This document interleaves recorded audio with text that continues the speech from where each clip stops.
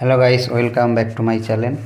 আজ আমি যাচ্ছি ঘুরতে শিলিগুড়ির থেকে মাত্র 11 কিলোমিটার দূরে সুগনা ফরেস্ট জঙ্গল, যার মধ্যে আছে মিউজিয়াম, আরও অনেক কিছু জিনিস দেখার আছে। আমি নিজেও দেখবো এবং তোমাদেরকেও দেখাবো। ভিডিওটা পুরো শেষ পর্যন্ত দেখো।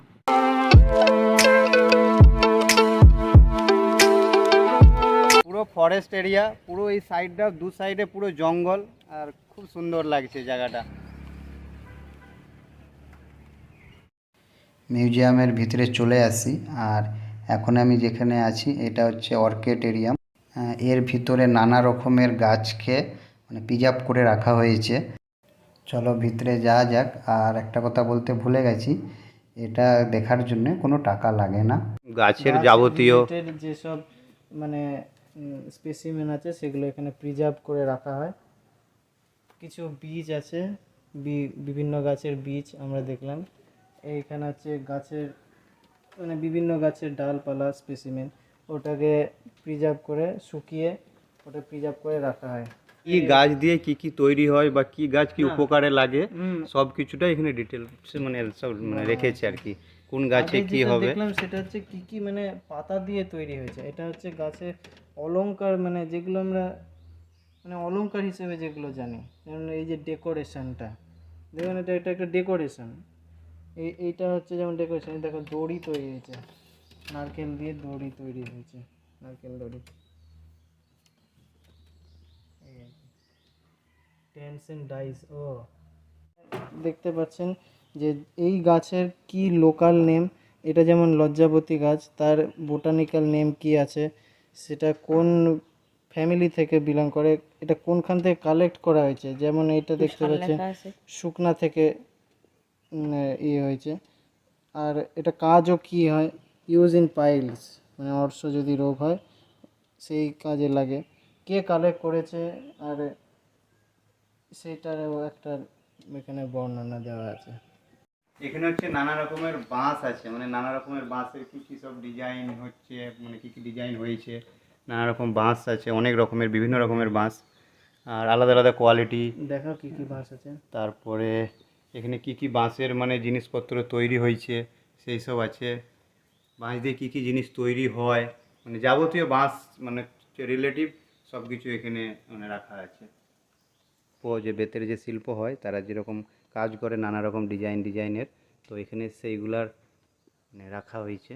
কত সুন্দর ময়ূরটা বানিয়েছে।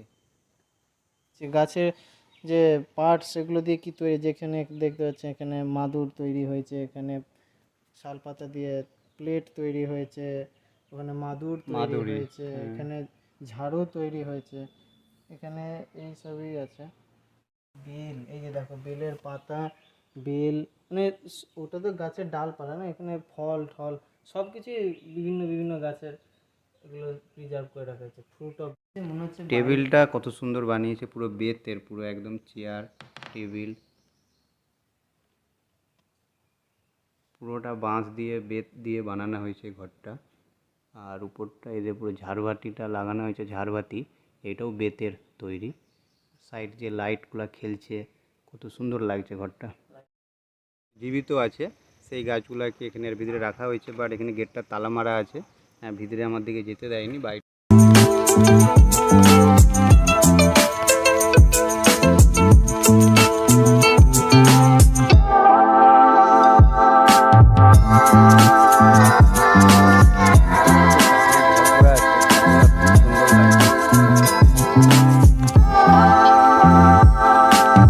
এখন যেখানে যাচ্ছি এটা হচ্ছে মিউজিয়াম। এর ভিতরে অনেক কিছু আছে। চলো মিউজিয়ামে এসে জানতে পারি যে এখানে টিকিট কাটতে হবে। আগেরটাই ফ্রিতে ছিল, এটা টিকিট কাউন্টার। আর এখানে যেগুলো দেখতে পাচ্ছ, এইগুলো যা যা জিনিস লেখা আছে এটা সব কিছুই ভিতরে আছে। কিন্তু একটা জিনিস আমাদের টিকিট কাউন্টারে জানিয়ে দিল যে ফোন, ভিডিও, ক্যামেরা কোনো কিছু আপনি করতে পারবেন না ভিতরে, যে নট অ্যালাউ।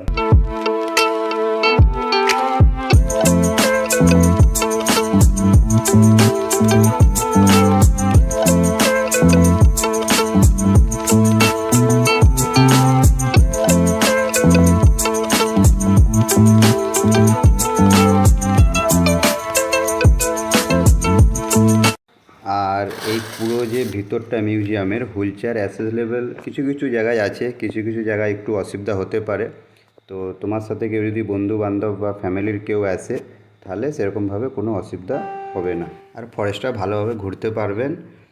আজকের ভিডিওটা এখানেই শেষ করলাম। ভালো লাগলে লাইক, কমেন্ট অ্যান্ড চ্যানেলটা সাবস্ক্রাইব করে দেবেন।